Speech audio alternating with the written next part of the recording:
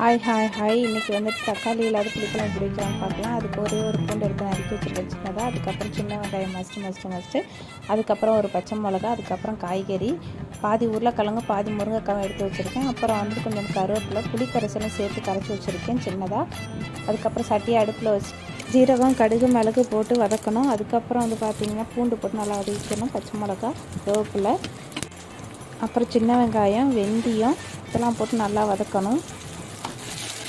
அடுத்து மிளகாய்த்தூள், மல்லித்தூள், மஞ்சள் தூள், இதோட குழம்புத்தூள் சேர்த்து நல்லா வதக்கிக்கணும். அதுக்கப்புறம் பார்த்திங்கன்னா நம்ம சேர்த்து வச்சுருக்க புளிக்காய்ச்சலை எடுத்து அதில் ஊற்றணும். அதுக்கப்புறம் நல்லா வதக்கிக்கிட்டு அதுக்கப்புறம் காய்கறி சேர்த்து அதையும் சேர்த்து வதக்குறோம். வதக்கினதுக்கப்புறம் ஒரு டம்ளர் தண்ணி வந்துட்டு நம்ம ஊற்றணும். எண்ணெய் பிரிஞ்சதுக்கப்புறம் அதை நல்லா கொதிக்க வேணும் ஒரு மூடி போட்டு.